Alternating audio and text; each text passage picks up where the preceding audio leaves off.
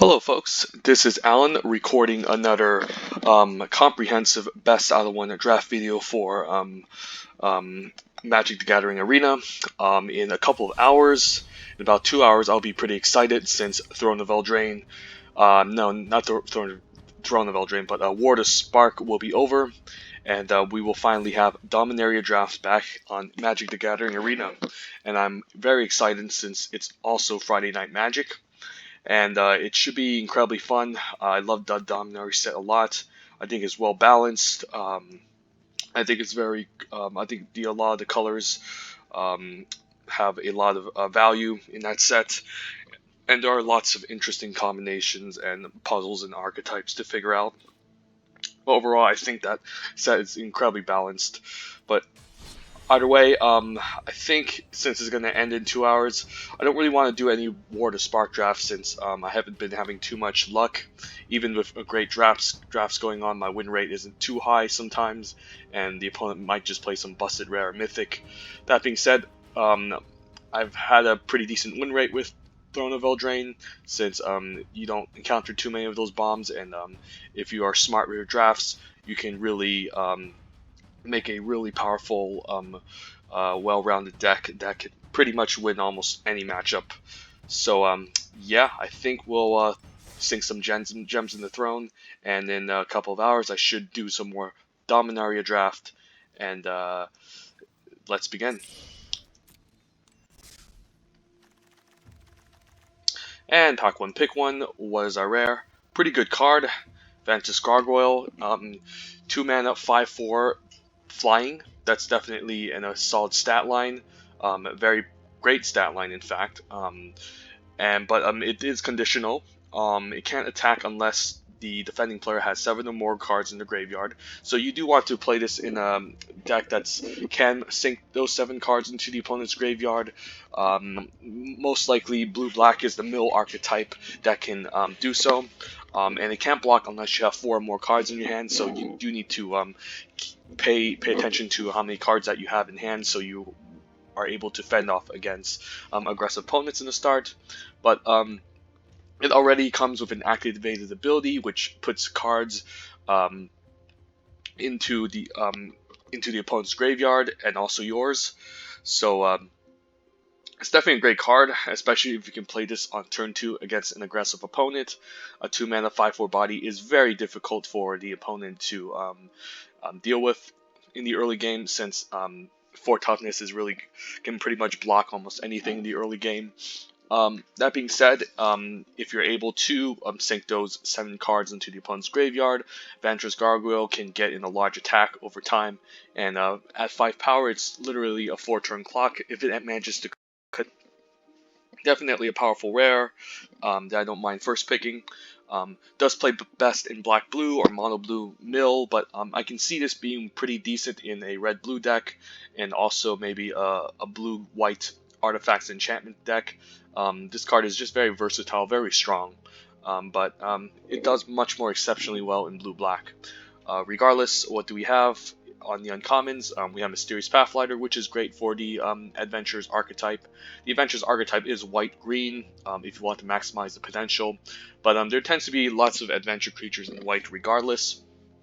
So you can play this in almost any white deck as well, just as a nice 3-mana 2/2 evasive flyer that can enhance a creature, an adventure creature, when it comes down onto the battlefield. Very great uncommon. I like this card a lot. There's also Turn into a Pumpkin as an interaction spell in blue. Nice way to bounce an opponent's creature to gain tempo, and also the drawing a card is nice since it replaces itself. The adamant you don't care too often in blue, since the food isn't really a theme going on in blue that often, but if you're able to adamant this and gain a food, that's also really nice upside. Then there's Thunder Snapper as a decent okay card from my experience. Definitely want to play this in a blue-green or a mono-green archetype. Decent body, 4 mana 4/4 is nothing exciting, but it's a pretty decent blocker and attacker. And whenever you cast anything with that costs 5 or greater, you draw a card, which you don't really want too many expensive creatures in limited, maybe like 2, 3, or 4 at your top end, so it's not going to trigger too often. But a 4 mana 4/4 still is pretty solid body, but In terms of two color uncommons, I haven't been too impressed by Thunderous Snapper. I think it's okay. I don't think it's very exceptional.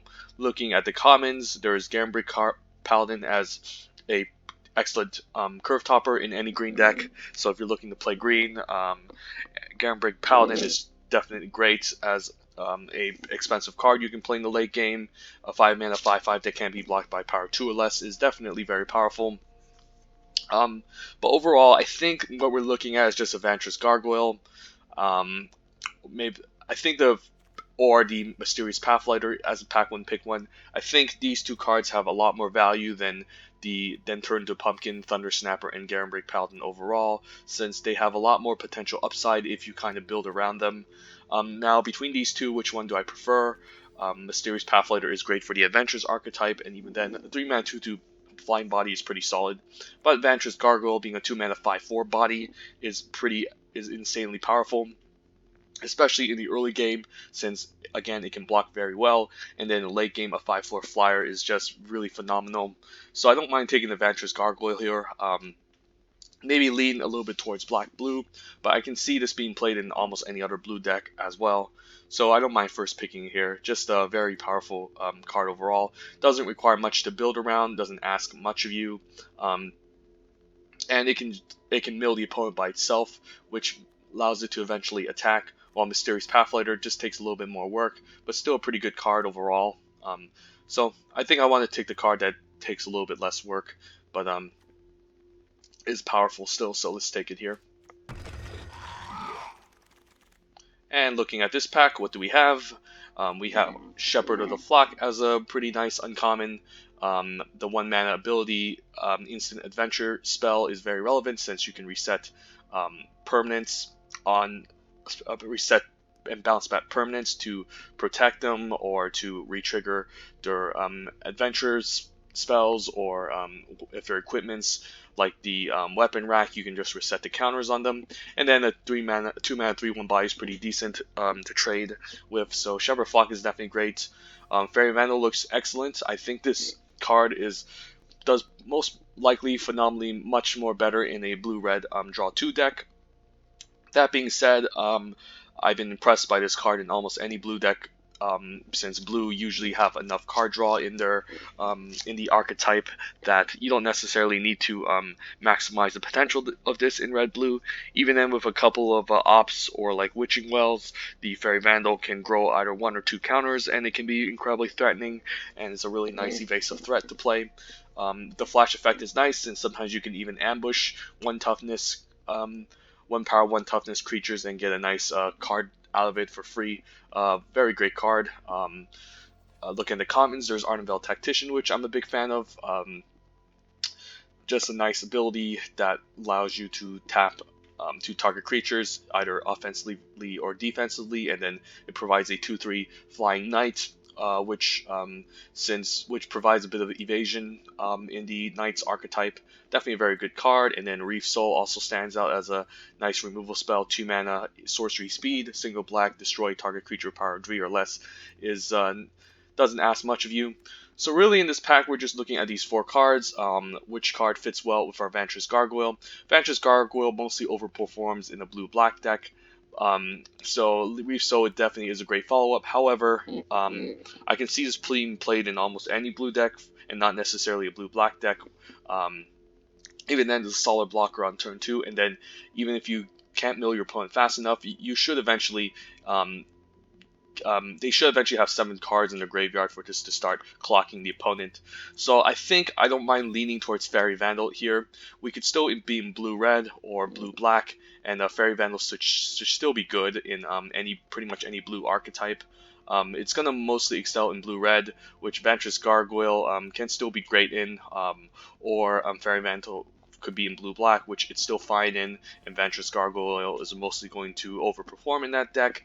But either way, I think I want to stick with a single color. Both of these cards are definitely above average, very good cards.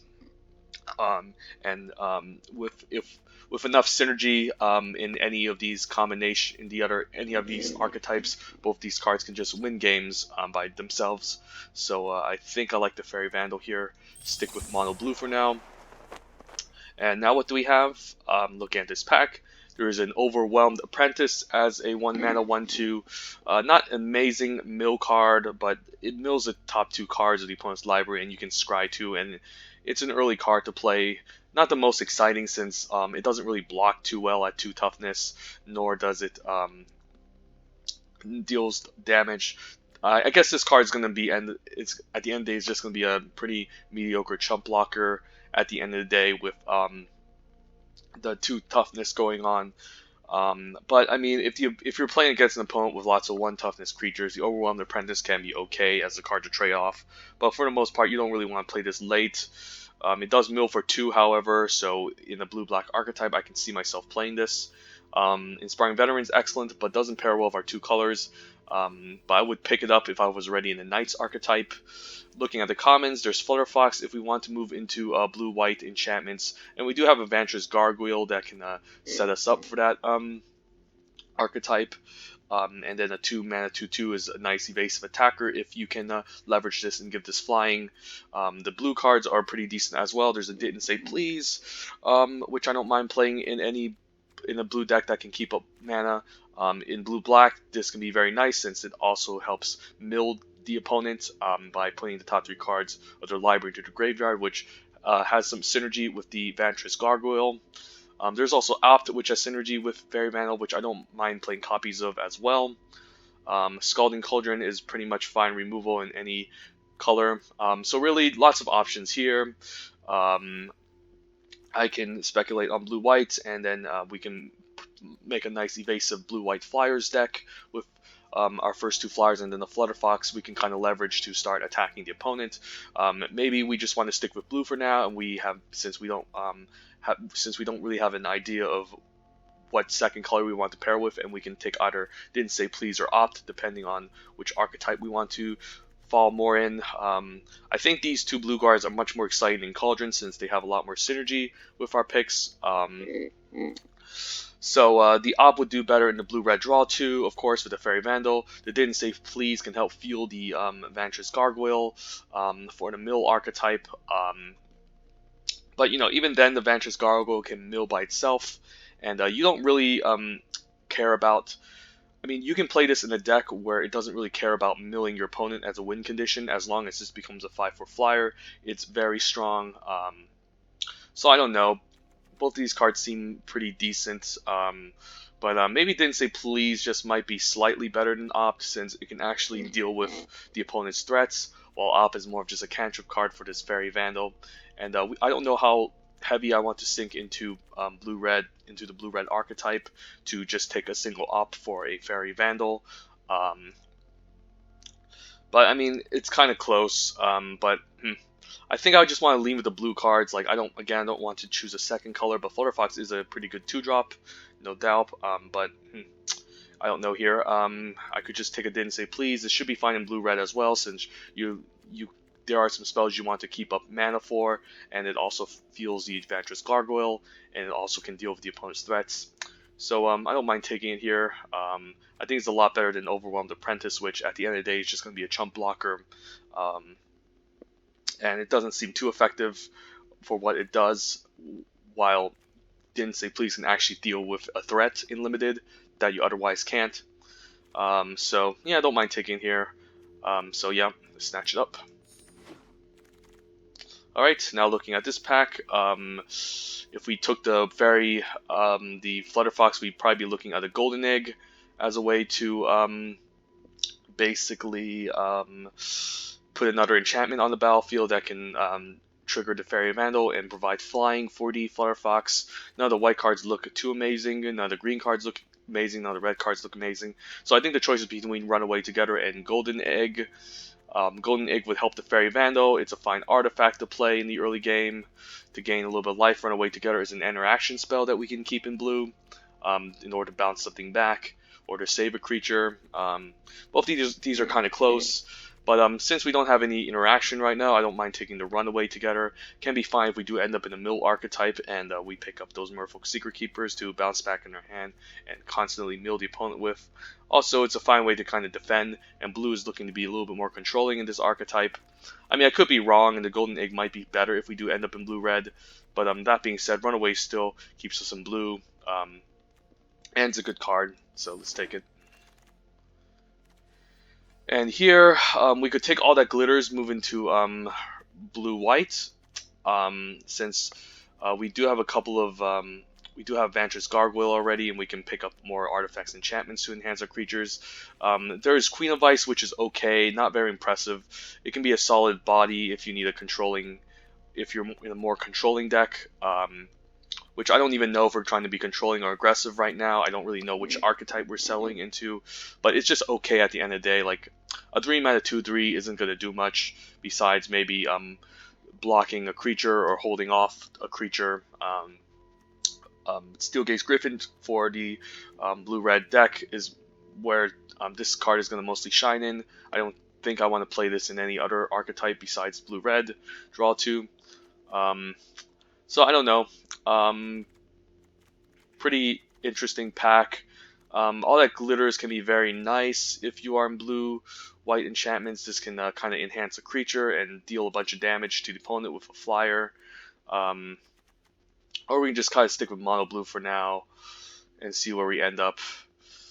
Yeah, just take Queen of Ice. Don't think I want Mystical Dispute. I could use a Quarter Monitor, but not this early, since it's not an amazing card overall. Could just use a Cauldron here, just as a fine artifact that fits well in any deck, and an okay removal spell. Don't think any of these cards really matter, so let's take it. Don't think I want to play Mistward, but I might if I need a blocker. Could end up in blue-red, and this Bloodhaze Wolverine can be fine. Don't hate it. Otherwise, if we do end up blue-green, there's Sporecap Spider for us. Blue-white, I don't really care about the Lonesome Unicorn. Mistward is just a mediocre blocker, so maybe Bloodhaze Wolverine is worth it. Speculating here. And here, could take a 7 Dwarves. If they come into fruition, this can be pretty nice. Otherwise, like, there's a Jousting Dummy, Mantle of Tides, which tends to wheel anyways. So, yeah. Could just take a Weasel back here if we do end up in blue-red. But overall, oh, another 7 Dwarves. Blue-red might just come into fruition. And we could just end up in blue-red draw 2. And we might have missed out on the Golden Egg, perhaps. But I still think this can be, but I still think it's possible. Now we have 2 good cards for a blue-red deck. We currently don't have any enablers for blue-red, so I might just end up taking a Thrill here over the Wolverine since we already have one. And we have two 7 Dwarves already, so our 2s are already looking kind of good. So we probably missed out on Opt with the Didn't Say Please. We probably missed out on the Golden Egg with the Runaway Together, but we still have time to build a blue-red draw 2 deck. And in this case, Thrill looks pretty nice here as an enabler. Not a big fan of Raging Redcap in the deck, but I might still play it. We'll see.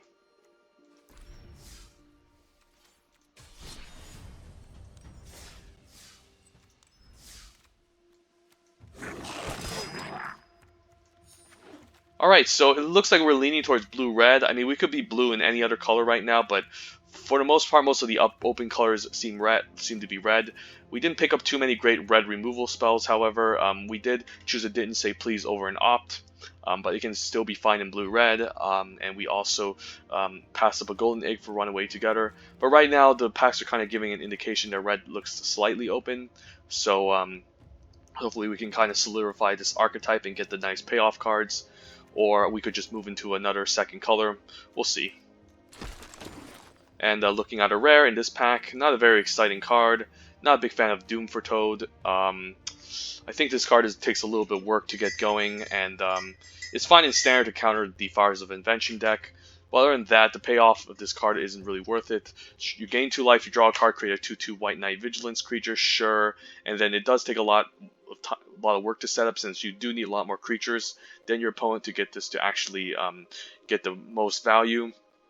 And even then, it can backfire on you if you have powerful creatures on the battlefield. So, not a big fan of Doom for Toad. There's Valamir Knight as a pretty good black uncommon. Once in Future and Thunder Snapper can move us into blue-green ramp. And we currently don't have too many good green cards in this deck right now. Like our biggest creature is Vantress Gargoyle, and we did pick up a bunch of red cards. And there's already a pretty good red common here, as with Searing Barrage as a nice late game removal spell. So I might just be leaning towards that, since we picked up a good number of red cards that seem pretty decent with our current configuration. I mean, I could be wrong, like Blue-Black Mill could be more open, but it didn't seem relevant in the first pack. And Blue-Green didn't seem as open as well in the other pack. There were some couple of green cards, but nothing too exciting that wants me to move into Blue-Green. So yeah, maybe just Searing Barrage. And, well, happy to see a Scorching Dragonfire. There's also a Charmed Sleep.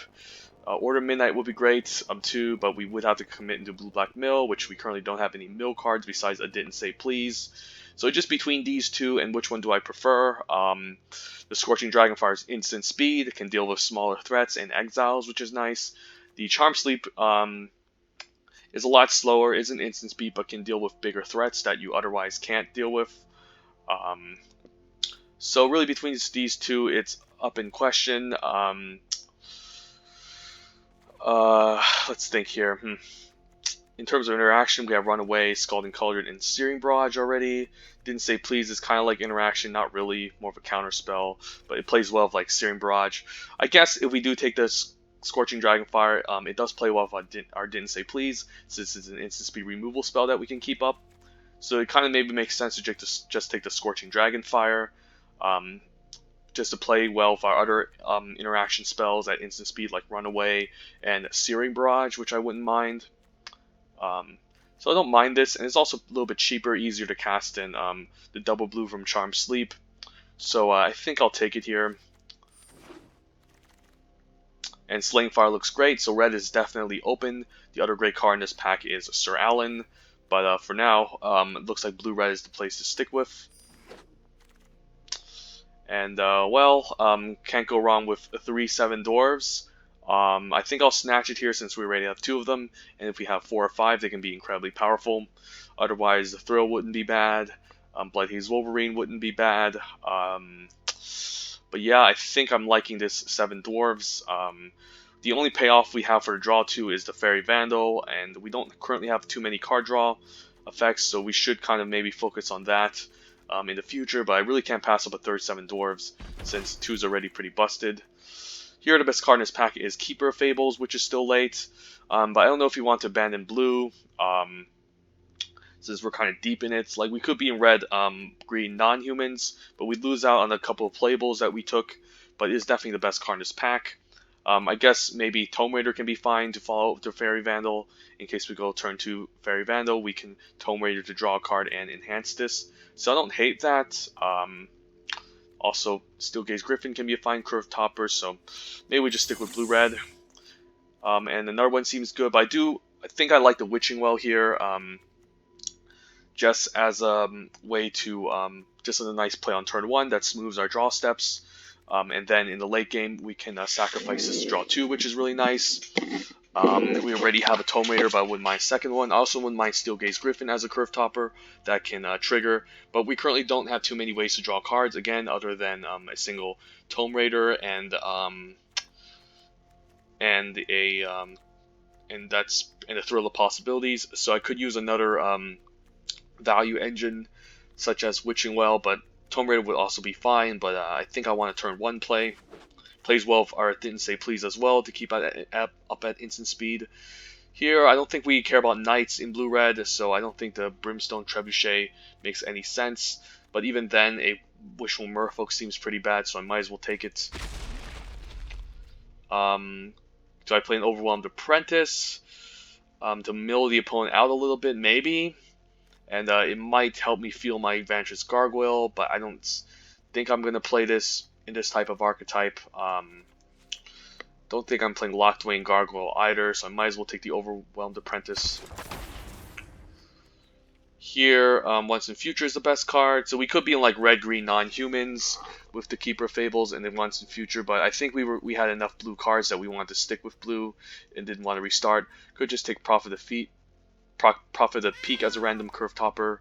Now we have Steel Gaze Griffin, so blue-red does seem fairly open in this draft. I don't think it was a mistake moving to blue-red. Here, don't really think I want a Ferocity, but don't think I need a second Queen of Ice. Could use one if we don't have enough blockers, I guess. And the Moonlit Scavenger looks like a better replacement over this Prophet, and a Tome Raider. So blue-red's definitely open. We just didn't get too many payoff cards for him, besides a Steel Graze Griffin and a Fairy Vandal.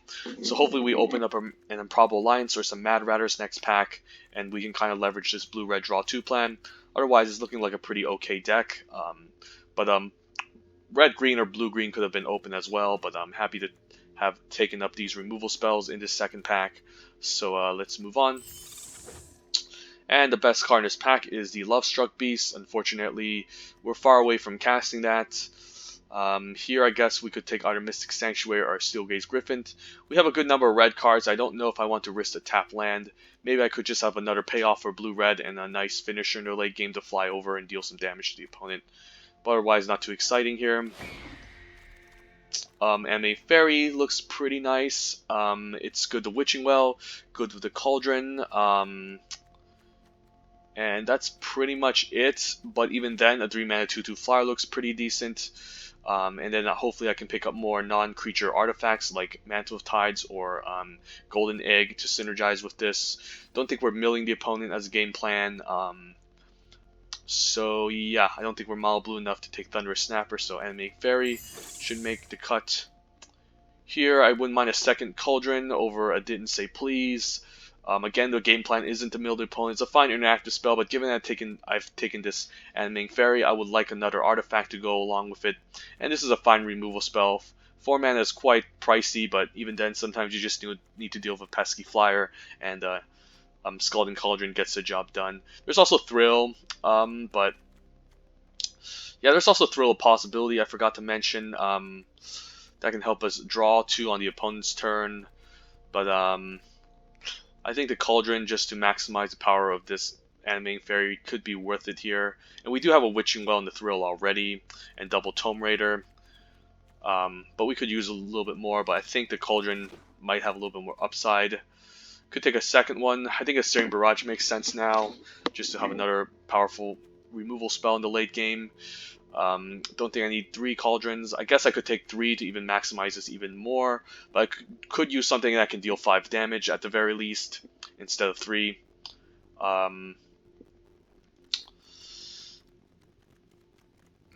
This does increase the consistency, but I think Searing Barrage is just a lot more powerful that I just have to take it here. Ooh, another Fairy Vandal, that looks great. I think I'll take it over the Thrill. So now we have to prioritize on like the card draw spells. But other than that, I'm pretty happy with this outcome. And Improbable Alliance, well, that's looking great. It's not only a nice play on turn 2, but at 6 mana you can activate this to trigger the draw effects. Definitely picking this up. Very good card. But this, I could take this whole pack and just end the whole entire draft if I wanted to. And it would be very good. So Improbable Alliance makes it, and a Charm Sleep, but there's also a Merchant here, so it's a pretty interesting decision. I do have double Tome Raider to cantrip already. Improbable Alliance in the late game can help me cantrip. Let's kind of make our deck. Don't think I need Trebuchet.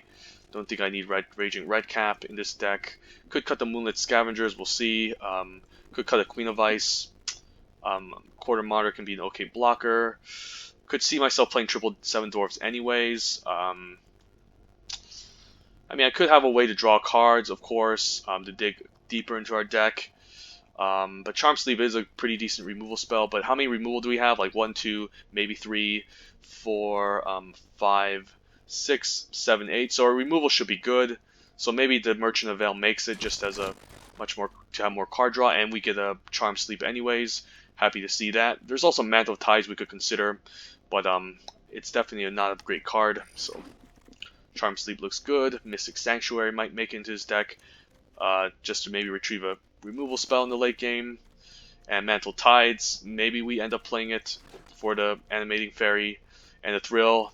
I'd like to see that. And don't think Gingerbrute makes sense. Don't think I need a Ogre Errant, but I do have a hole at 4. But it's not going to be nothing. It's going to be pretty much a blocker at 4 and nothing else. So I guess I'll take it anyway, since I don't know if I'm playing double Didn't Say Please in this deck. And also another Unexplained Visions at 5, which can dig us deeper into our deck. So if we can make our deck, what are we looking to cut? I can see myself cutting the Mantle. Moonlit Scavengers can probably get cut.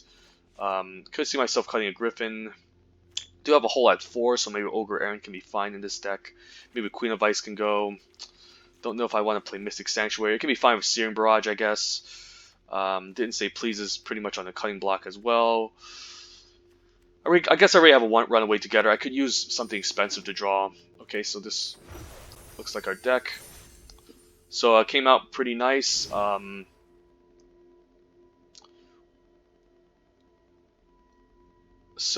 Let's see. We do have a couple of cuts to make.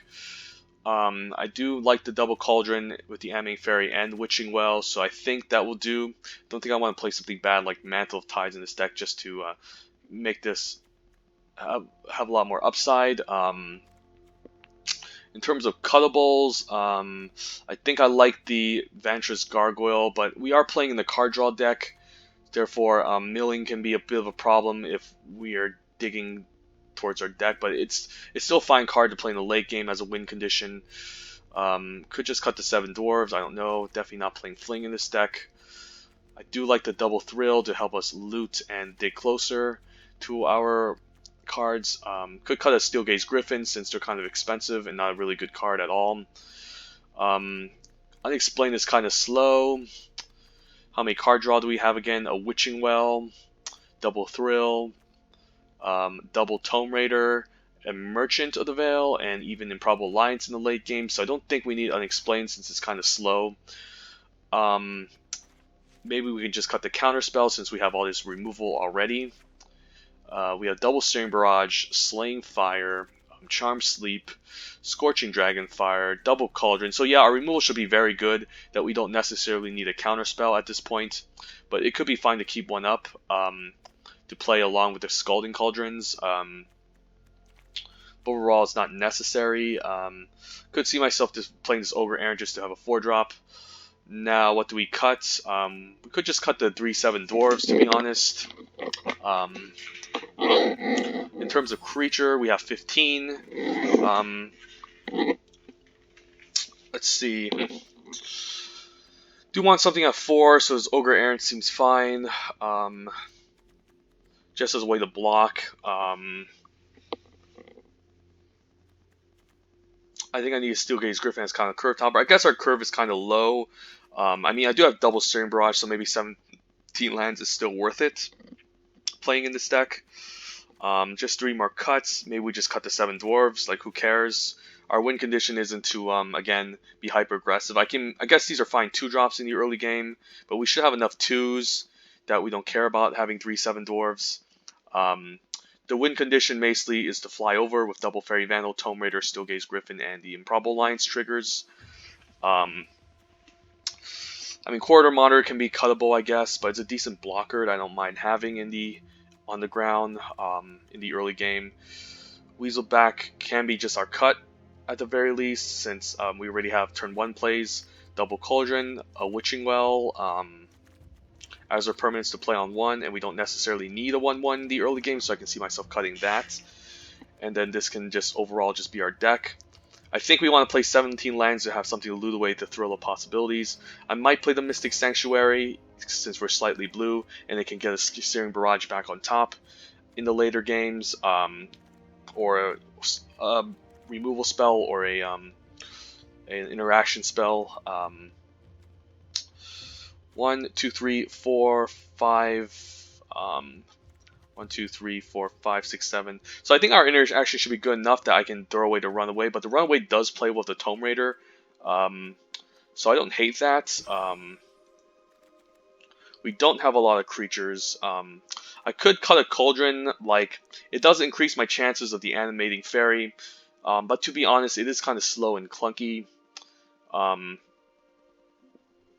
I mean, it does help the Animating Fairy, but maybe we don't even need to try. Maybe we don't even care about having this early just for the Animating Fairy, since it is kind of niche, to be honest. So now what would we consider if we cut a Cauldron? Don't think we need Mantle.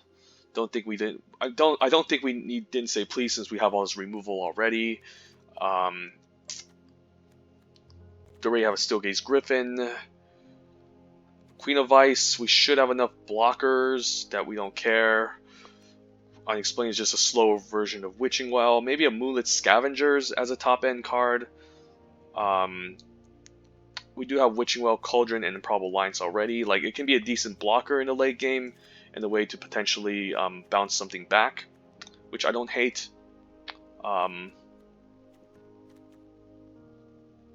Cauldron is very nice for the Animating Fairy, though. But I think we can do without it. Like, even then, a 3-mana 2/2 flyer is pretty decent.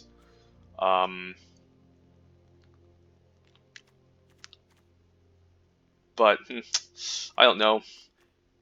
Yeah, maybe just play the second Cauldron and just call it a day.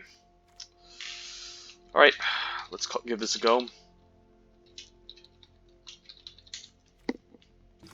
Since I would like to consistently make 4/4s with this, and even then it's still a removal spell.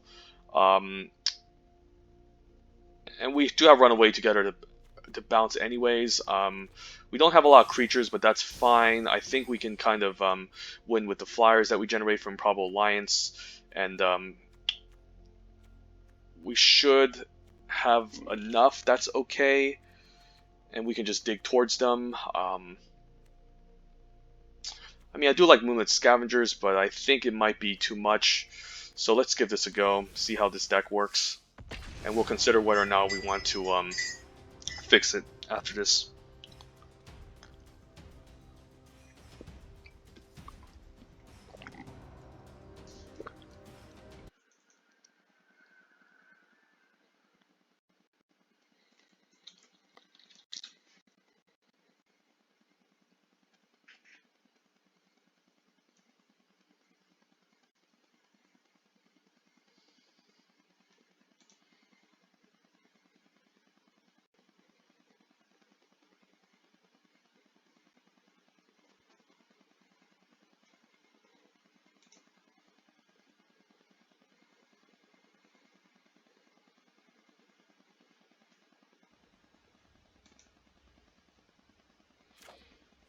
Alright, we do have a turn 1 Cauldron into Gargoyle, so I don't hate this hand, and we do have enough mana to cast Charmed Sleep. I think this is a keep.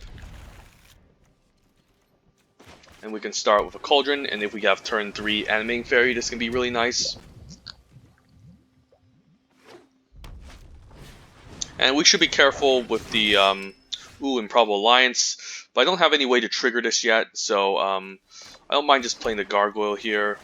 And it can still block because I have 4 more cards in my hand. There can be a turn where I block, leave up mana, and then activate the Cauldron, which I wouldn't hate. If he attacks here, I'm going to be quite suspicious. But right now, I think my goal is just to play defense.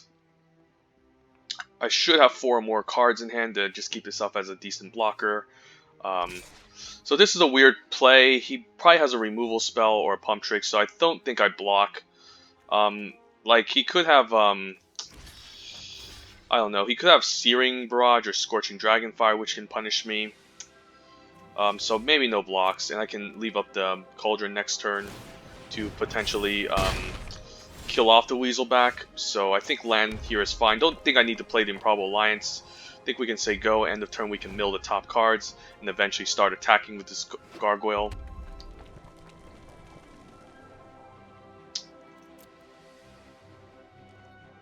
He's probably not blocking, so I think I just activate the Cauldron now, get rid of this, since he has all this mana up. And do I mill? Probably, so I can start attacking. And Fairy Vandal looks excellent. So yeah, I think I like the Improbable Alliance this turn. I can play out the Mountain and then flash in the Fairy Vandal end of turn. And then we can say go.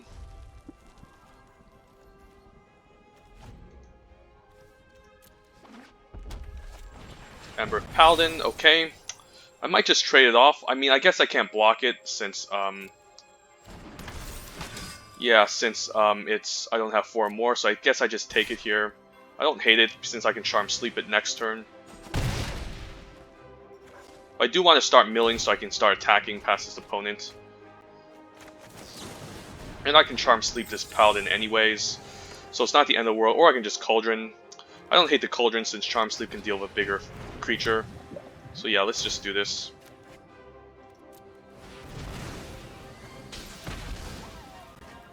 And we can attack with this one too. Say go. You're another one? Well, this guy really loves his paladins. I guess I'll have to Charm Sleep this one. Can't block, so I guess I'll have to take 5 here. And I should still be at 7, so it's not the end of the world. Land looks good. Don't think I need to keep land. I mean, I could keep up instant speed removal in case something happens, but I think I might like to Charm Sleep here just to lock this down.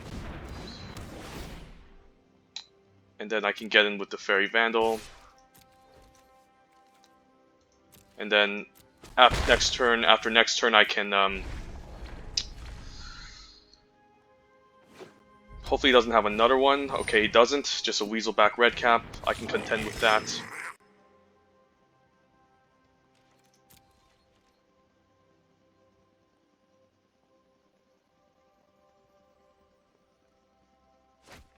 And a Scorching Dragonfire, okay.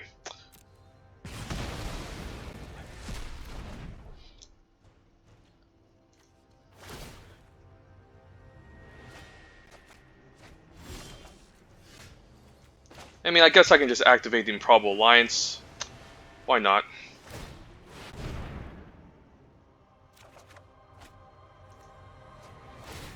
And it puts up a blocker for the 1/1 Weaselback. And then we can say go, and the turn I can mill the opponent and then get an attack in.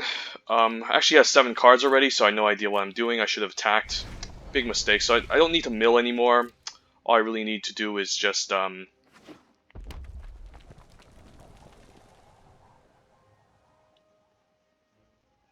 start attacking with this Gargoyle. So that was a big misstep. Almost forgot that the opponent had 7 in their graveyard. And a Searing Barrage on a 1/1. Okay, and I can't really block this either, so that's not looking good. I'm at 1, so 1 more damage and I'm dead, so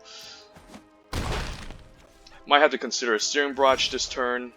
Slaying Fire isn't bad. I think I just use it now. Or a Searing Barrage. Really depends on what he does here. I think I need to start clocking him. And the 1/1 can get removed, so I think I'm fine just moving to combat and having him do this. And Slaying Fire is fine, since 5 damage can remove a bigger threat.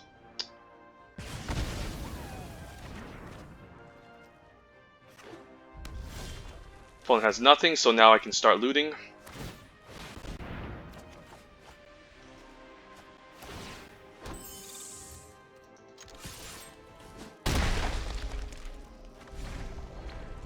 Single red will win me the game next turn.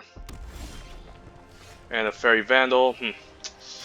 Not enough to kill the opponent, but I could still loot. I guess the Tomb Raider isn't bad. Keep up Scorching Dragonfire.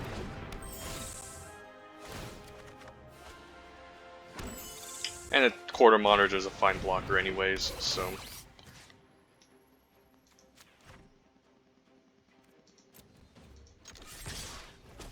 And the opponent just needs damage off the top to kill me.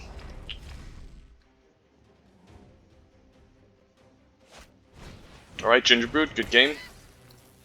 Well, if I could have killed him if I attacked earlier, but I forgot. Maybe I should have kept up the Scorching Dragonfire too. Got a little bit greedy there, didn't expect the Gingerbrute, so that was a really bad game. Yeah, I can see how this deck functions now. Not bad. Don't think I need a 6-drop, especially with all these aggressive creatures. I can definitely use double Scalding Cauldron, but yeah, let's play a little bit better than we did. That game was just a total punt. Should have kept up instant speed removal to at least deal with a Gingerbrute.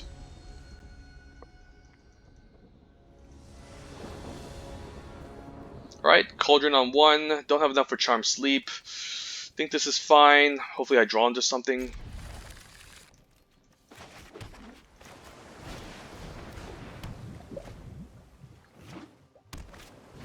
Opponent of a Witching Well turn 1. Could be in a mill deck. That's pretty much the bane of my existence.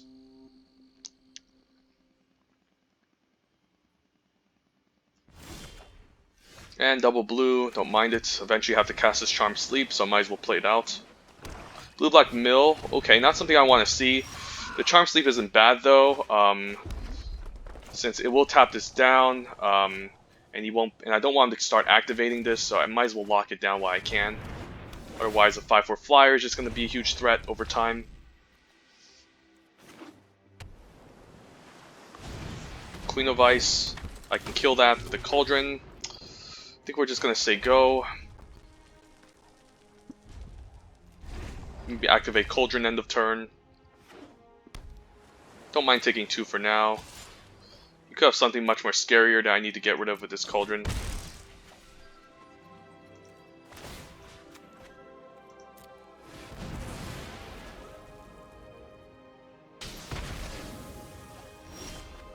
And Thrill, I might as well use it now, since we are kind of we are lacking playables and we could use something. You could just counter this.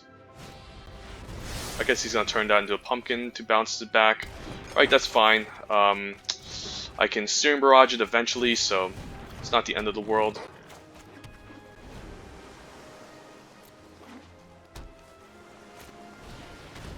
And you could have a counter spell up too, so I should be careful. And he's milling me for... Okay, that's a really good mill from the opponent.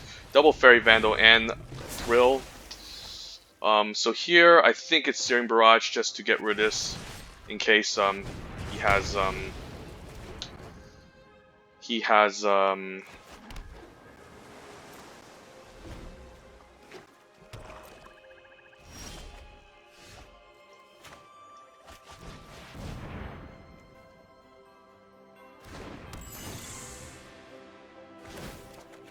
Improbable Alliance looks excellent. I think I'll just play it out here. Hopefully he doesn't have a counter spell. Maybe just holding priority of the Witching Well, and then I can start getting in with the flyers. I think that's going to be my main win condition here. And Lockmere Serpent is a bomb. I'm not beating this guy. He's definitely going to start clocking me. Could just chump it. This 2/1 is not going to do anything anyways.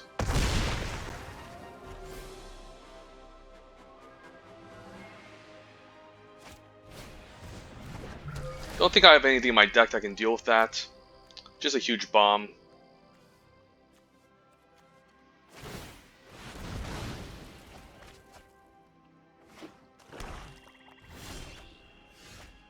And I can get something back from the graveyard, but I don't know if anything deals with this Lockmere Serpent.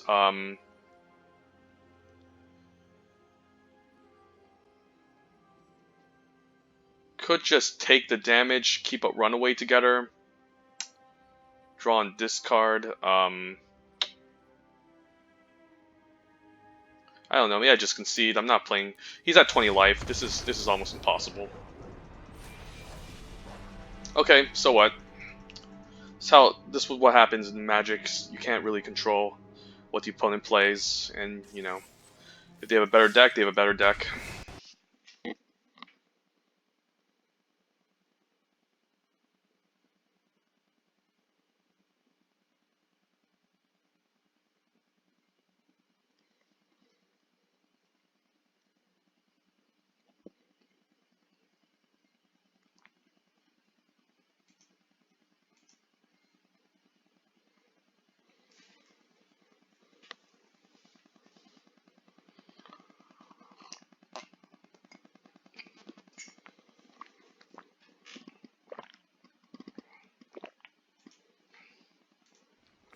Alright, we have a Thrill to help us dig. We're on the draw. I think this is okay, so I'll keep.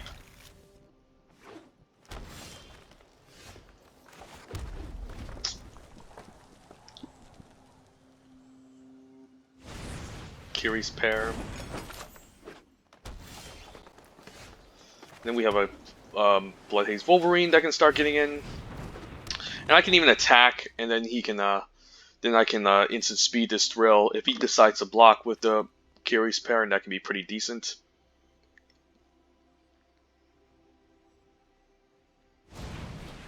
I think I will. Probably missed a land drop. Opponent missed a land drop. Well, I guess now I can just play Tome Raider, just to be more mana efficient. And I can attack past this 1/3.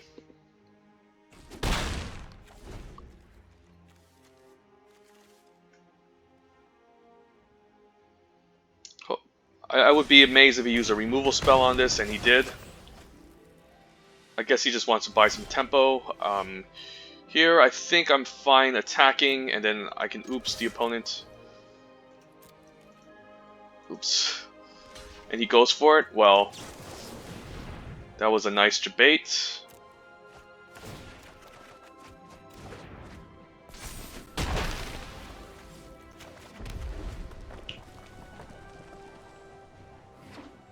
Opponent finally have his third land, and giant opportunity, make a giant.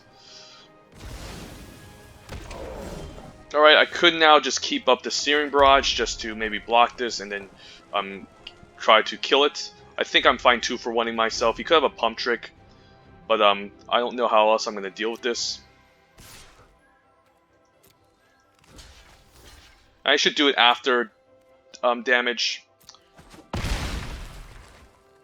I mean on the opponent's end step, in case he taps out for something. Let's see if he plays out the Kiri's pair, and he does, and we can respond with a Searing Barrage on the stack to kill off his 7/7. To play around the Pump Trick. And here, what can I do? I don't need to play the Mystic Sanctuary yet. I think the Stillgaze Griffin is fine, and then we can play on a Mountain.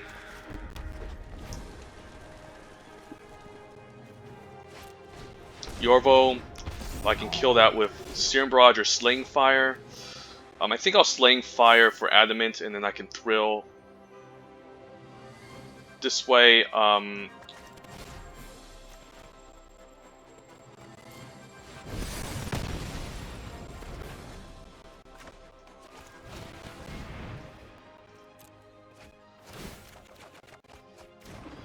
then I can flash into Fairy Vandal end of turn. So this game is looking pretty nice for me. The opponent missed a couple of land drops, playing some questionable cards. I think he's just trying to build on Yorvol too much, and trying to utilize so much food synergy that it kind of backfired, I guess.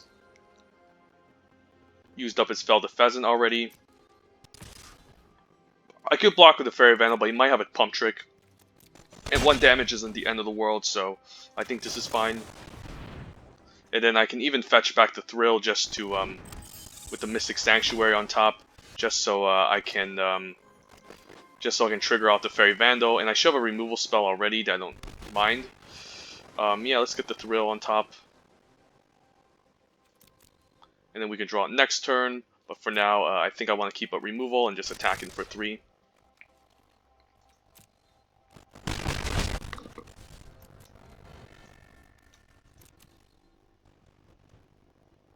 Could flash in a Wildborn Preserver. I guess he has once an Adamant for future. Once an Adamant.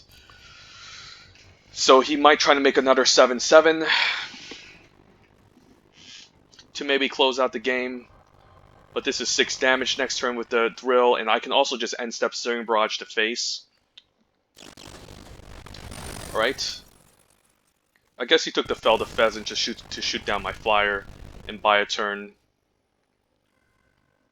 Now the question is, which flyer does he kill?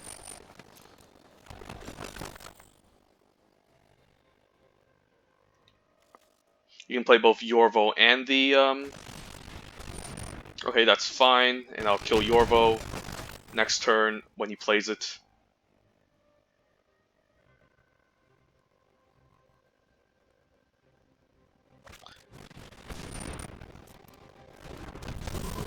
Opponent's tapped out.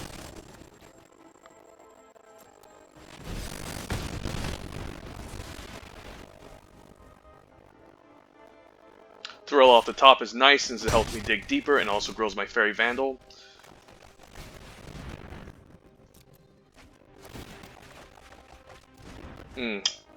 Also an Ogre Errant seems nice here. And then I can also loot with the Merchant next turn, which I don't hate. I can only play one of them, and I think the Ogre Errant makes sense, since I can still haggle with the 1 mana ability of the Merchant. And the opponent just needs to start healing now and chump blocking, otherwise he's dead. So he's going to have to cast 2 mana at least, and he has 3 mana left to do something else. Guess his choice is to make a 7/7 or more food. I presume he's going to make more food to try to stay alive. Okay, I guess he's just going to try to race with a 7/7. I don't know if that's the correct thing to do. Especially if he's already on a 3-turn clock. 2 turns now if I activate the merchant on my turn. And I think I should. I mean, I guess I can just play out the flyer. I mean, either way, I can still just haggle the merchant just to get a trigger on this Fairy Vandal. It's not the end of the world. So I think I'll do that.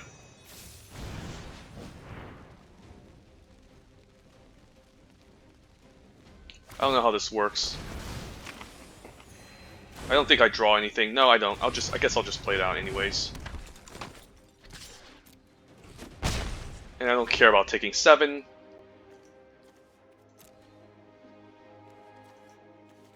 Opponent has 5 creatures in the graveyard. So I don't mind him killing that, since I can't even attack him in the first place. Does he have a removal spell for Fairy Vandal? Probably. That's pretty insane if he does. Alright, and even an out muscle. So I guess I'll be taking 8 here. I think he might keep it behind the block. I think he will. Let's see if I Searing Barrage, Scorching Dragonfire, that what happens. I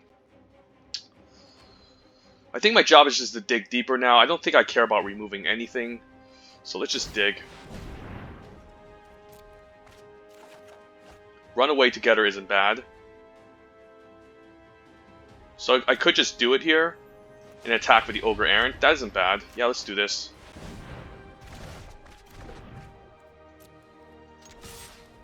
Force him to chump block.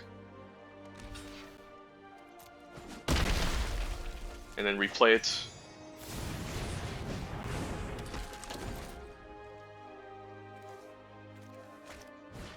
And a Spore Cap Spider, so I can still attack with both and loot. Quarter Monitor isn't useful, so I'll dump it.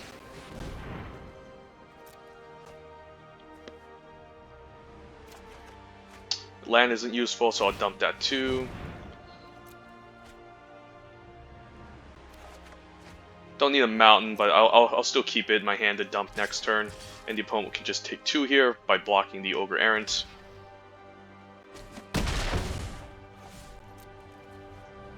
$12 cards left in the deck. I still have Improbable Alliance.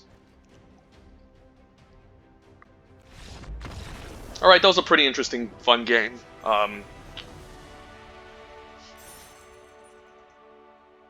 This deck should be a little bit better, but I don't care if it flunks or fails.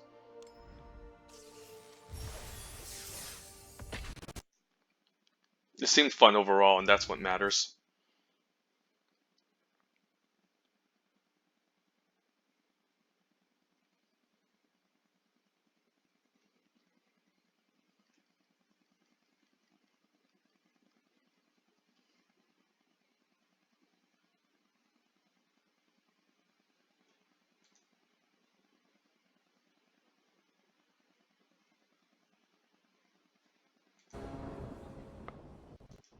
Alright, Bloodhaze Wolverine into Fairy Vandal into Tome Raider. That seems very good. I think I'm obviously keeping this hand. Opponent's in green, Wildwood Tracker on 1, so he's looking to be pretty aggressive. Let's just start with an island. Then next turn we can just still take some damage. Maybe flash in a quarter, a Fairy Vandal, or I could just play out the Bloodhaze Wolverine, which I don't mind, to be honest. I could just play it slow. Maybe just flash in the Fairy Vandal the turn after I play Tome Raider. Or I can just play a Quarter Monitor to block and hold off the opponent, which isn't bad. I can also just do that later and take a beating for now. Because it's much more mana efficient to just Fairy Vandal right away and get those triggers going. So I think it's fine taking the hits.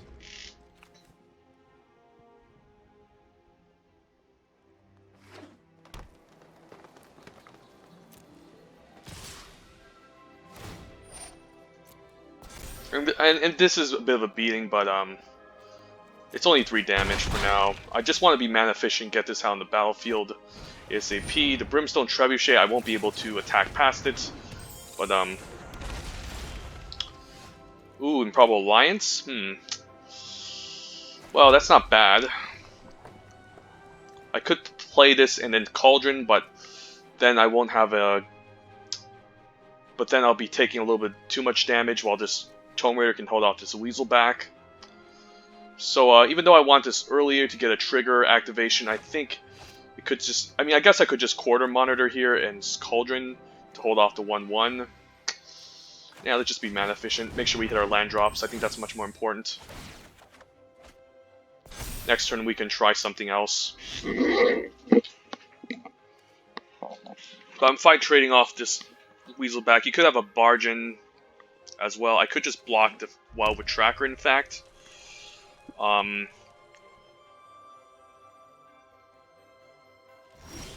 guess he passes the turn. Now what we can do is we can play land. Could Improbable Alliance here. Could just Cauldron. He's just gonna just untap this to deal damage to me, of course. And it's only 1 damage. Maybe I can set up the Improbable Alliance. Maybe Ogre Aaron can be fine. I don't know. Yeah, I could just play Cauldron. Could just Quarter and Cauldron. Yeah, I think I'll do that.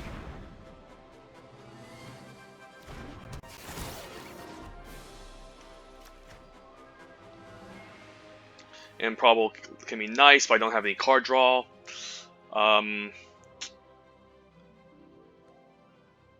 So let's say he has removal for this. What happens? I can still block with the Wildwood Tracker. The 1/1 can deal with Weasel back. So I think the Cauldron makes sense here, just to keep up some way to remove the Trebuchet eventually. Because eventually this is just going to start dealing damage to my face, which I don't want. Save the Charm Sleep for a bigger creature.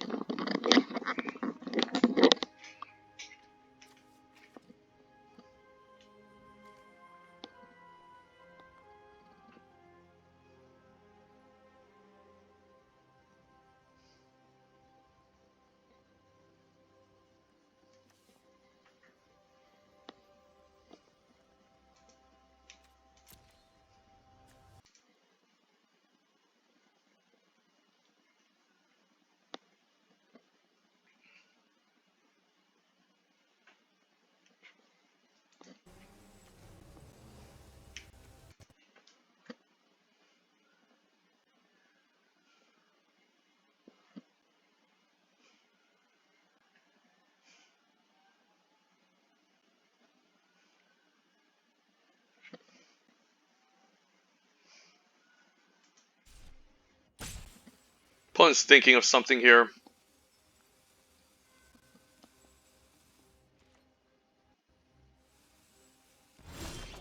Opponent passes turn, so now I can play the Mountain. I can play maybe Blood Haze. And then I guess I can cast the Improbable Alliance and keep up the Cauldron.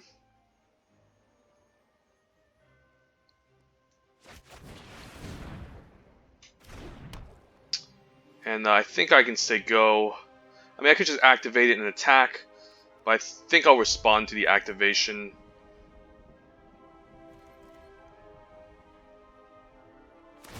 Yeah, I think I'll do this. Could have a Pump Trick to save it, but at least I got rid of Pump Trick and this is out of the way. And this is instant speed, so...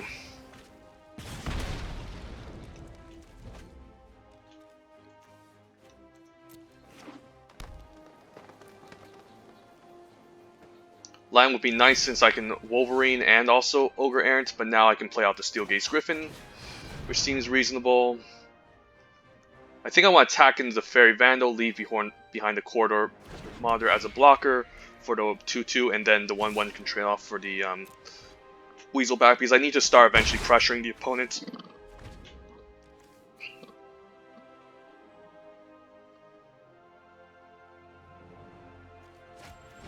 Break Paladin, I can lock down with the Charm Sleep, so that looks like a great target for it.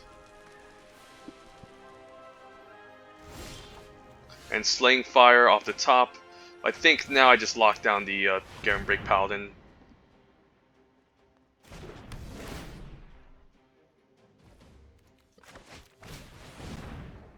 Now I can send in the Griffin and the Fairy Vandal to start putting the opponent on the clock.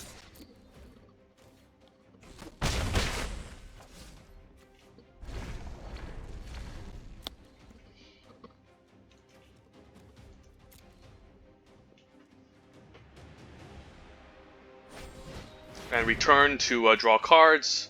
That's a really good value engine, so I need to start clocking the opponent fast. Otherwise, he's going to eventually play lots of big creatures and I won't be able to block. So hopefully land off the top is nice since I can activate Improbable Alliance and get something going. Don't really care about the Squire. Ooh, Fairy Vandal was an excellent draw, so let's play it. Land off the top would be nice to help with this, the Slaying Fire.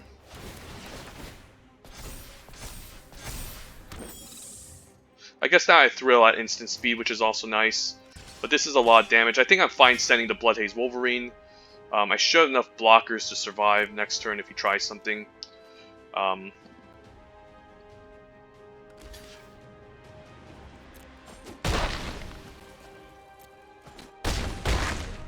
And thrill at instant speed is really nice since I can just make a flyer and maybe block the opponent from there.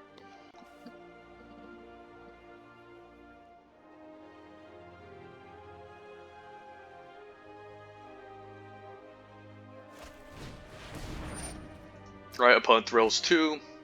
I think he's too far behind now.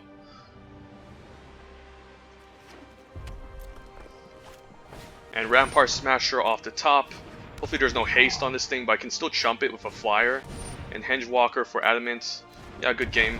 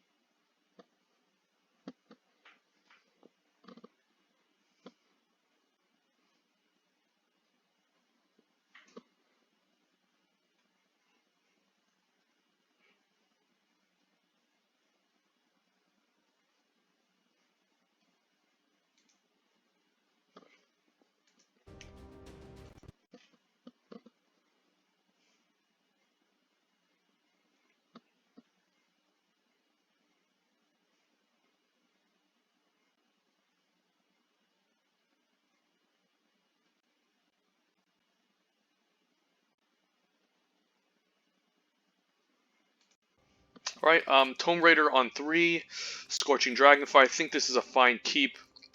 Don't know if I want to play out the Mystic Sanctuary yet. Oh, Probable Alliance to follow up. That looks very good. Might just keep the Mystic, since if I get the triple island, I can retrieve a spell back. Opponent starts have a Giant Skewer, so he's definitely looking to play maybe in the Foods archetype. But this Tomb Raider next turn is very good. Maybe I should have played this out turn 1. So he's definitely playing the Foods archetype. But he's definitely not being proactive as of right now that I can maybe race him and clock him with the flyers from the Improbable, and also Merchant's excellent. Now, could just Merchant next turn away this Mystic Sanctuary or thrill it. Guess I can kind of do both. Rosedorn doesn't really pair well with the Malevolent Noble. Ooh, Fairy Vandal looks excellent. So what I can do is I can Fairy Vandal here, just main phase it. Merchant, discarding, I think Mystic Sanctuary can go since it comes in tapped anyways. Get some trigger activations going, and then swing in for 2. Next turn we have Thrill and also Scorching Dragonfire to deal with this Noble.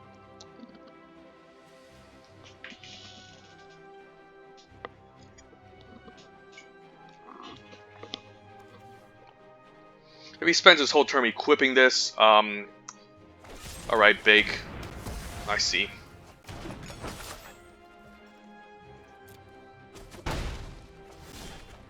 Charm Sleep. I think it's fine just playing out the Merchant. Don't really need to trigger the Improbable Alliance yet.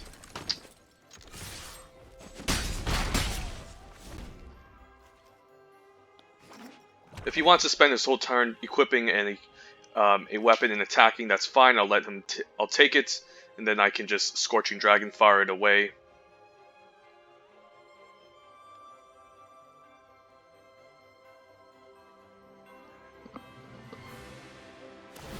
Alright, definitely not blocking this. You still have 2 mana to activate to get a counter on something, so I should respect that by unless he taps out. I would want him to tap out here. Okay, the tapping out is really nice since this can't really block. I can now Scorching Dragon fire this away.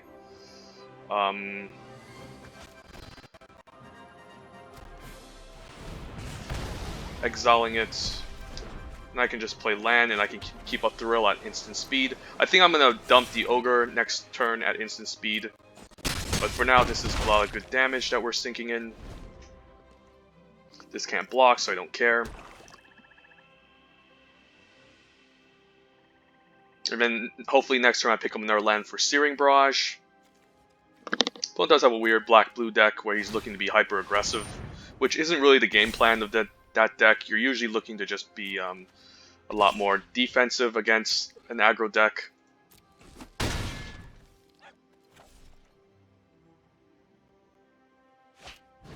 And Witch's Oven to potentially dodge a removal spell. Don't hate that, but it's going to be a little bit too slow, I think.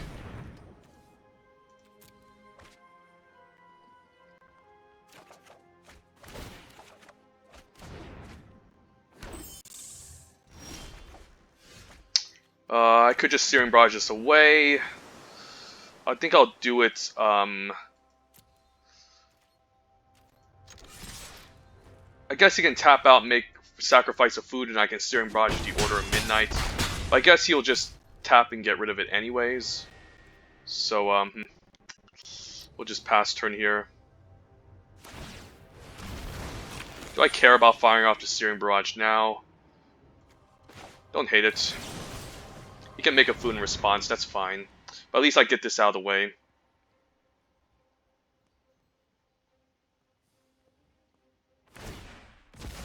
And I don't think there's any haste creatures in black-green that I need to worry too much about.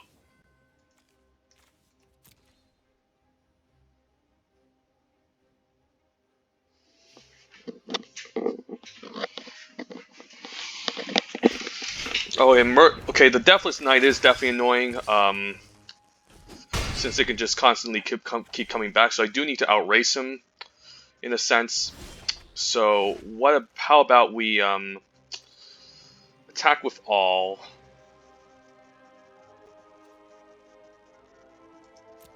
Yeah, we just attack with all. So how much life is he going to gain? 7. So 1, 2, 3, 4, 5, 6. So not quite. So I might have to leave behind a blocker on defense here.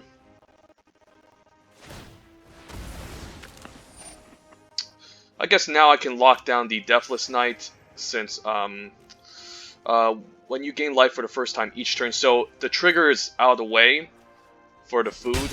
So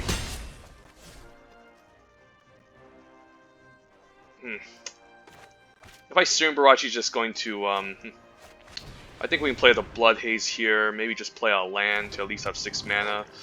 And I might as well lock this down. He'll sacrifice it, make a food, but he doesn't have enough land to do both. I guess he can play it out again. I guess he could sacrifice this, make a food out of it, sack the food, play it out next turn, but he doesn't have enough for lethal.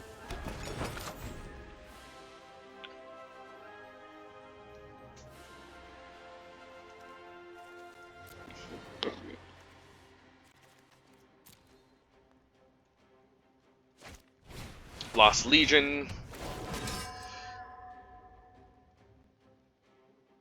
He would need another land to maybe stabilize. Here, next turn I can just attack.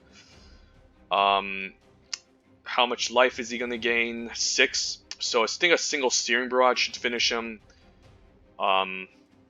Since he only has 2 mana to sack a food. If he has another land, what happens? He's going to be up to 9. So 1, 2, 3, 4, 5, 6, 7, 8. So I still shouldn't be able to kill him as long as he gets another land. But with 1 land here, I think it's still fine for me to just...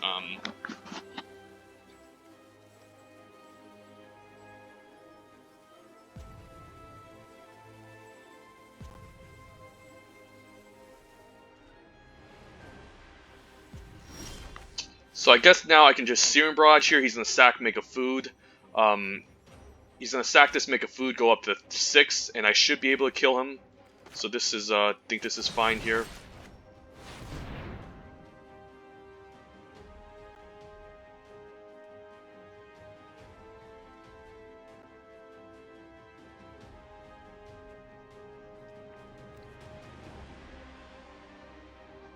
He should be dead.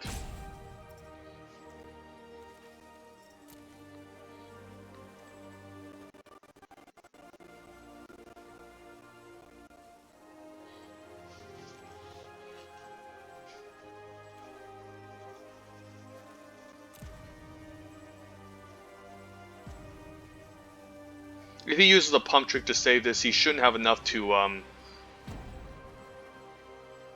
yeah, he's pretty much dead here, but I could leave something back. Because I should have enough for 6 damage. But I should leave maybe something back just to block the Deathless Knight, so it doesn't kill me. Guess he's just salty here, trying to waste my time. That's perfectly reasonable too, it happens to me.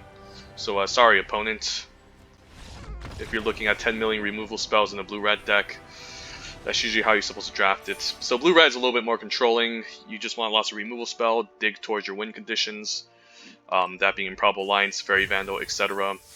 So currently 3 and 2, not amazing, but I'll keep going. And I should just need 1 more win to maybe do a Dominaria draft, so hopefully I get lucky.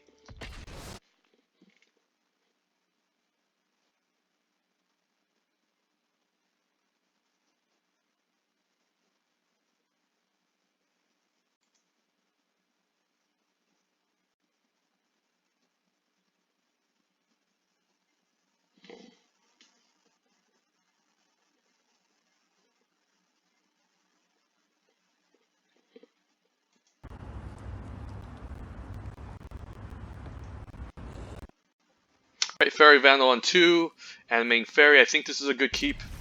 Hopefully I get an artifact on turn 1 like the Cauldron, so I can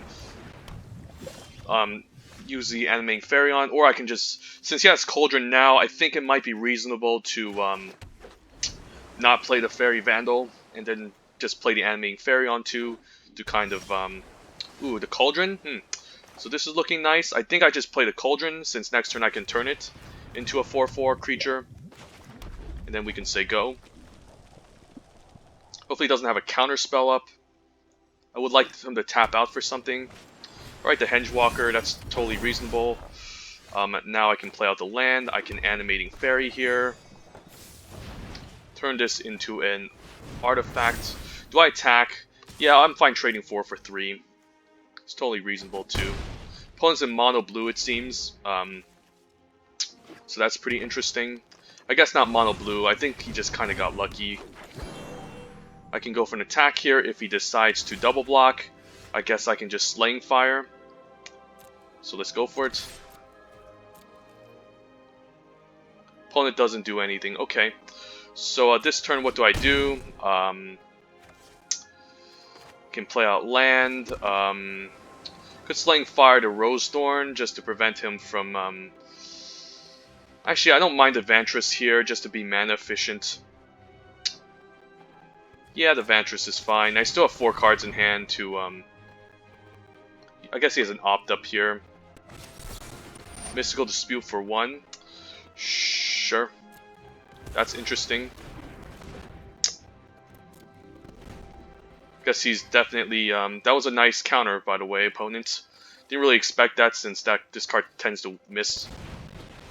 He has his own Animating Fairy, okay. So I'm going to take a bunch of damage here. Can't really block this, so We just take it. Next turn we can flash in this Fairy Vandal. And I can Tome Raider, but I can't double spell. Maybe the Searing Barrage is worth it. Don't hate it. And then I could attack with the Cauldron. Don't hate that as well, since I'm going to deal a little bit more damage. It's 5 for 5 at the very least. I should have a Slaying Fire to finish him if he attacks with both next turn. Guess he has a Frogify, that's fine. Now this is just a boring chump blocker. And I think I should attack now with the Cauldron, and if he decides to double block, I can respond with a Slaying Fire. So he's definitely going to expect something here. So this is a really nice blowout.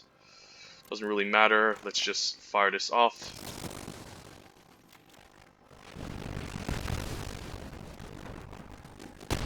Get our free card. Now we can play our Animating Fairy. And start clocking the opponent. Could play a Giant Threat here, which I should be kind of scared of. Moonlit Scavengers isn't bad, I guess. It can't bounce anything back, so I'm kind of happy. He doesn't have any... I guess he can, yeah, he can bounce back the Cauldron. I think that's fine, though. Here I can just replay the Cauldron. But let's Tome Raider first. Don't understand why the Auto Tapper is so dumb in this game. Quarter Monitor is not a bad blocker. But I don't think I need to play it. I guess I can attack with the Animating Fairy. Play out the Quarter Monitor, untap it, and then play out the Cauldron. Keep land in hand for discard.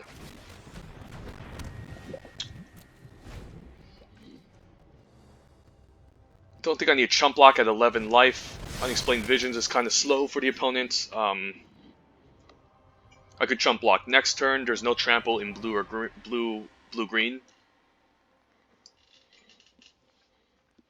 If he decides to attack with a 4-5, I can just Cauldron and kill him.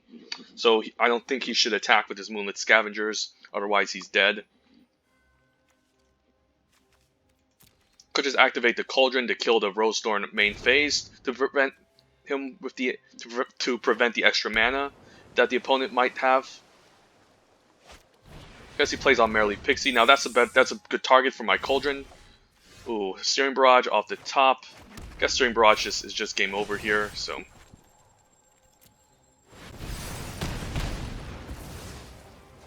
And we should be able to close out. Alright, currently 4-2. So this deck is definitely very good. I just fumbled in the last 2 games. So it shouldn't be like 3-2 or anything, but I'm happy I got enough gems to do a Dominaria rank to draft. But for now, let's keep playing.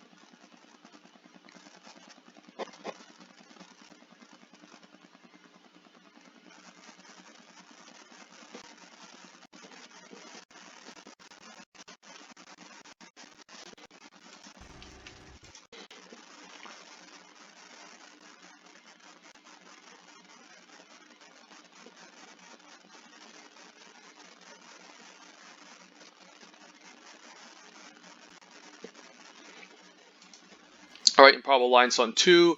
I guess I can Cauldron into Improbable Alliance into Vantress. So this is looking nice. Or I can just Vantress first to put up a blocker. But I should be able to dump my hand. I mean, I guess milling him isn't bad to begin with. But if I top deck like a Fairy Vandal, it can be pretty nice. Ooh, and a Merchant?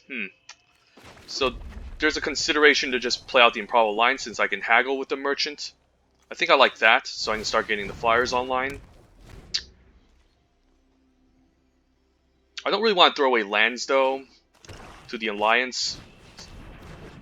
This I don't care about. So, but I might have to, just to, I guess I can loot away the Ogre Errant. That seems pretty decent, just to get a flyer.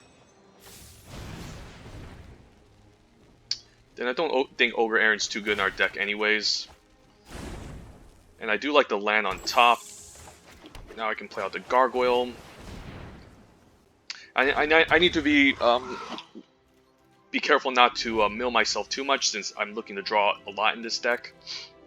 But I eventually need to get this online to start clocking the opponent in the air. Foreboding Fruit, don't hate that. I guess he makes a food anyways. But eventually I need to get to 7. Ooh, Merchant isn't bad.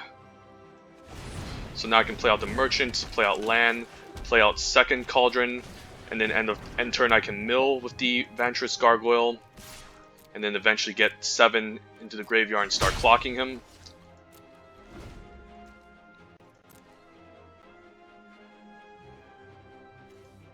Opponent might just be mono black right now. He might have a second color since he's been digging, but I guess he's mono black for now. And a Revenge of Ravens. Okay, so I guess my fairies aren't going to do much, so I think the game plan might just be to use a Vantress and attack. Don't hate it. But yeah, I need to make some giant flyers and get across this. Don't think Improbable Alliance is going to do much in this type of deck. So here I could just attack for 1 with the Merchant. Could just activate the Cauldron. I think I might just loot away the Quarter Monitor since it's not going to do much anyways. Could just Cauldron this, to be honest, since it's just going to gain him a bunch of life. And I have 1 already, so yeah, it might just be reasonable to Cauldron this away. It's quite an annoying card. I don't mind dealing 1 to the opponent here with the Merchant.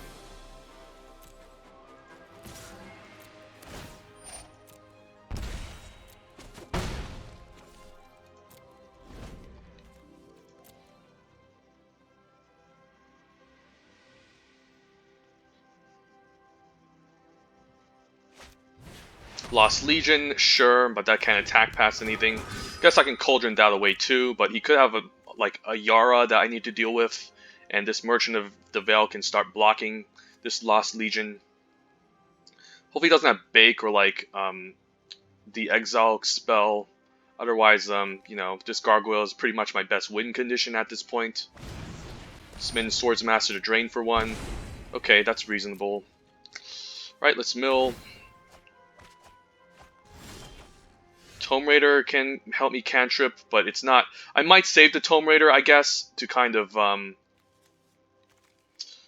to allow, just to, I guess I can just play it out anyways. I was thinking of using it to, potentially grow my Fairy Vandal.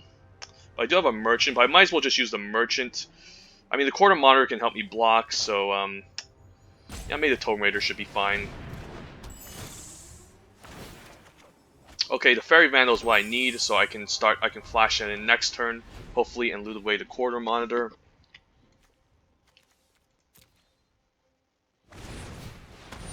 Don't care, I guess my 1/1s are just blockers at the end of the day. And he's just gonna keep draining me more, but I should have enough blockers up that I don't care.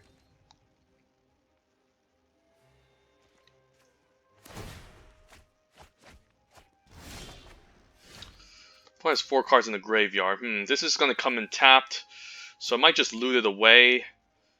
I can't Fairy Vandal and loot. Opponent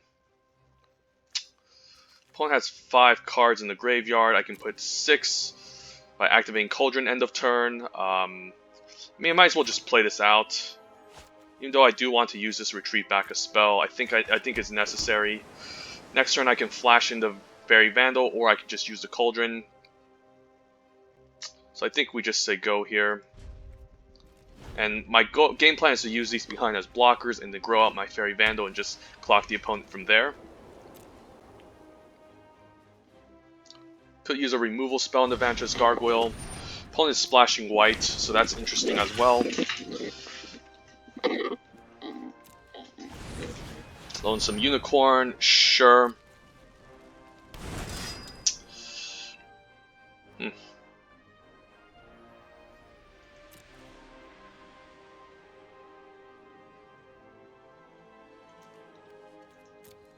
I guess he wants me to pull the trigger on the Cauldron. Yeah, I think I do it now. Just to get the Vantress Gargoyles to start flying over and attacking. Then next turn I can flash in the Fairy Vandal here. Activate the Merchant. To start growing it. Discarding the Quarter Monitor.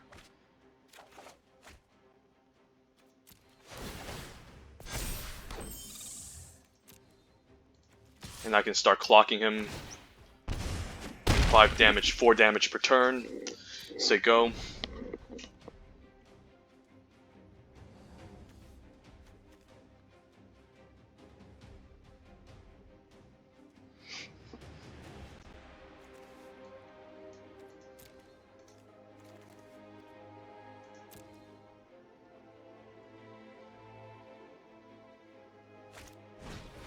That's fine. I can just activate Improbable Alliance with a single land.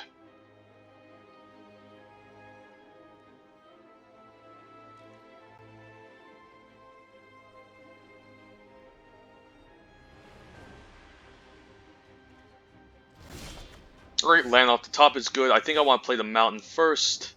Now we can activate this. And then dump the land. Ditch the land. And then we can grow the fairy, and the Vantress Gargoyle can get an attack, and I should make enough creatures. I think I need to attack the Fairy Vandal to race him, even though it's only going to do 2 damage at the very least.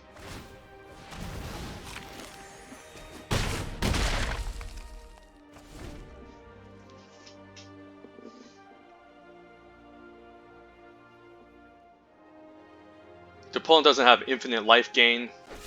That's annoying.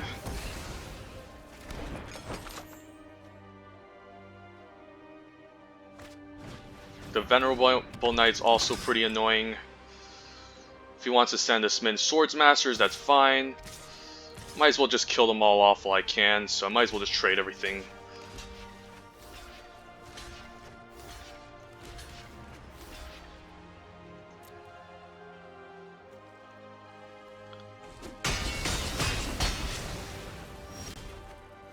And a Scorching Dragonfire off the top. Could just Thrill at instant speed.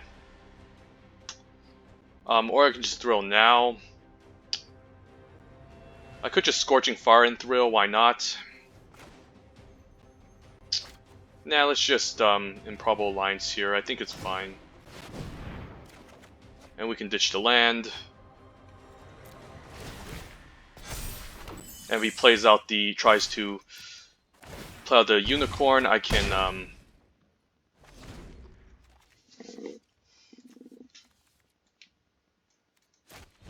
Sir Comrade, well, I can kill that with Searing Barrage, so that looks pretty decent. I think I'll trade this off just to get the counter out of the way, prevent some damage.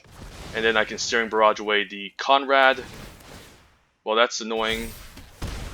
That's going to put me onto a faster clock, but at least I have Searing Barrage off the top with Adamant. And then I can get him for 4 here, which is nice. Keep land in hand for discard, say go.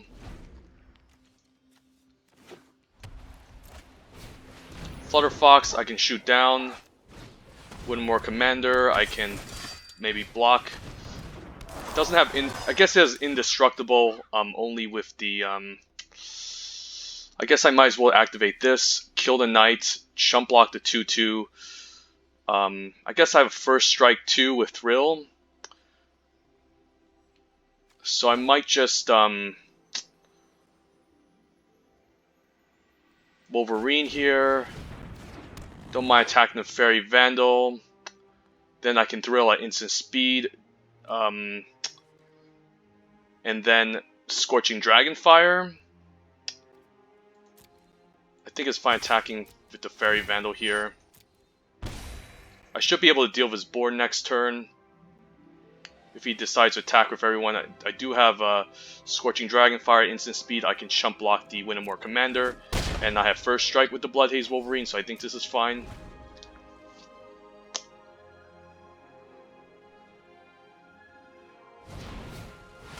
Alright, he's tapping out here, so he should be dead if he's not careful. I guess he still has time to make a food.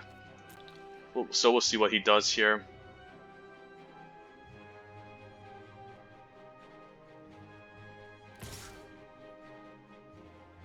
He's just attacking with the Bloodhaze Wolverine. I don't mind trading off the Tome Raider for it since it's not going to do anything. Okay, so he's attacking with both, so I'm definitely going to have to put up a chump blocker. So what I can do is I can move to... I guess it becomes indestructible, right? But I can First Strike the Wintermore Commander. So what I can do is now I can just thrill. Discard an island.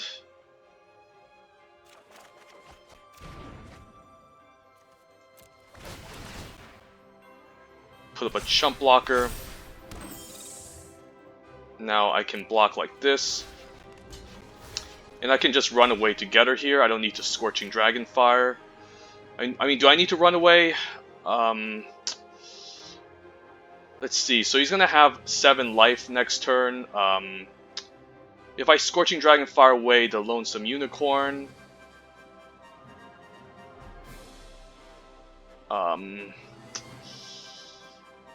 yeah, let's just get rid of this. I mean, I might as well run away together here. I mean, I do want to Scorching Fire away to drag the Unicorn, but let's see. This is gonna be 6, 7, 8, 9. He gains 7. He should be. Then he goes to 9. Yeah, I think he should be dead if I can deal with everything on the battlefield. So here, I think the game plan is to run away together here on the Flutterfox and the Tome Raider.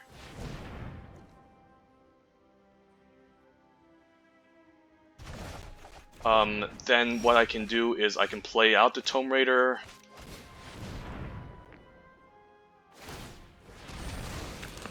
It goes to 7. This goes to 6.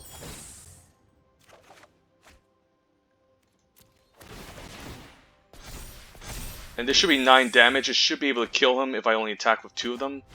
So this should be game over here.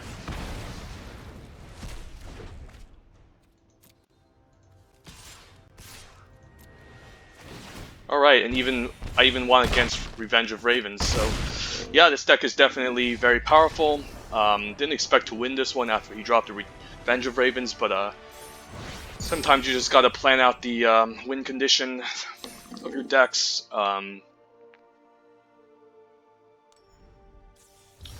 Yeah, this is a 5-2, so I'm pretty happy. Let's move to the 6th game, and if we get to 7, this should be a very nice draft.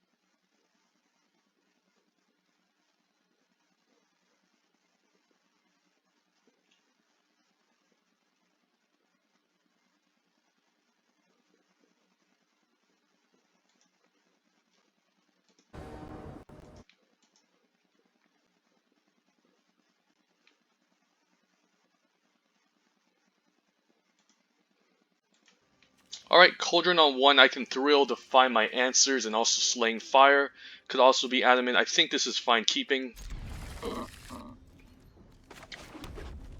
Don't usually like to discard Thrill, but I have another one in my deck. And this does help me find playables. Opponent could opt for Witching Well turn 1, usually. Okay, he's milling instead. Well, that's a good mill. The Vantress Gargoyle is definitely a good card. But here I think I want to maybe play out the Mountain, drill end of turn, see what the opponent does here. Hopefully I'm not playing against a dedicated mill deck. Alright, Cauldron is good. I think I thrill here, just to make sure I find answers and playables. Ooh, the Animating Fairy's looking excellent.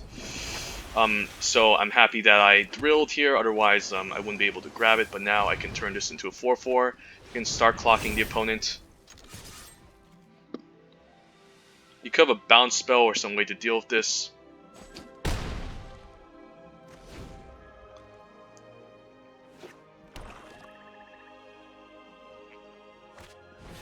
Memory Theft, okay, well that gets rid of my flyer. He could just take away my Tome Raider here. I guess he wants to take away the removal spell. But that's a nice 2-for-1 for my opponent, so good job. But Tome Raider looks good. Ooh, Witching Well? But I did need the blue to tap this, but doing 4 damage here is nice. Also gets rid of the wall. So my win condition is just to clock him in the air. This Quarter Monitor is an annoying blocker, but I don't care. I can easily just chump block it. I don't need to Searing Barrage it right immediately. Ooh, Improbable. That's very nice, but I think Witching Well comes first. Next turn we Improbable, but for now let's attack. Do Improbable now. Maybe Witching Well to find islands. And then next turn I can Improbable and do something with the island. Don't think I need Mystic Sanctuary. I think Thrill might be a little... Ooh, I guess I can Thrill. I can play out Improbable Lines and Thrill next turn. So I think that's very good. But I need to make sure I don't play out my land so I can discard it. So I think this is fine. Opponent might keep up mana for this Scalding Cauldron. He could... I think he has Covetous Urge, probably. So that's why he's looking into my graveyard. Alright, Piper the Swarm isn't the end of the world. I guess I might as well kill this ASAP before it does any... before it makes a million rats. But Improbable Alliance is tempting here. But Searing Barrage is pretty darn good.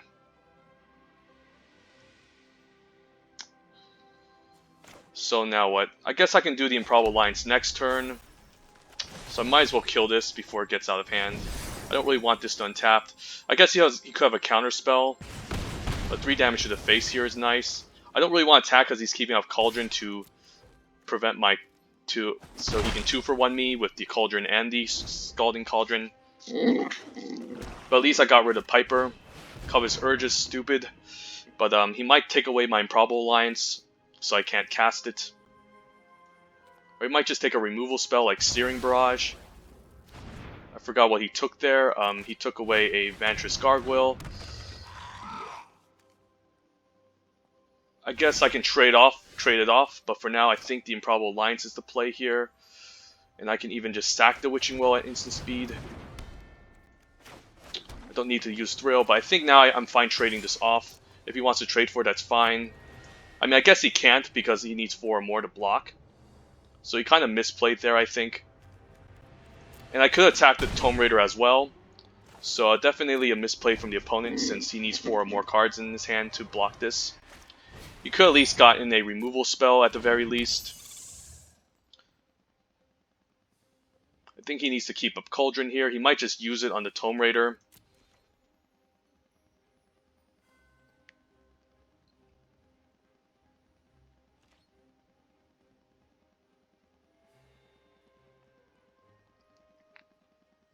Instead, I can stack this at instant speed and start getting in with both. Alright, Forever Young, getting back the mill cards. And how many cards do I have? 20. So I'm not in danger of losing here. This Piper is going to be annoying if I don't get rid of it soon. Otherwise, it's just going to make a million rats. I guess his win condition now is to mill me since he knows that he's not going to... he might not win on the ground, so now I can stack the Witching Well. I might as well, Since he would need a million mill cards to basically win here, I don't mind doing this. And now I can Thrill at instant speed and also flash in a Fairy Vandal end of turn. I can flash in 2 and also Thrill, so that's very nice, but for now I think we just attack. You can't block with the Vantress, you can only attack with it. So that was a bit of a mistake there. I think this is fine. And instead we can flash in both Fairy Vandals and activate the Thrill. So I guess his game plan now is to mill me. I don't think he can mill me fast enough. Unless he can mill me for 12 or 8, since I need the Thrill to get the Fairy Vandals online next turn.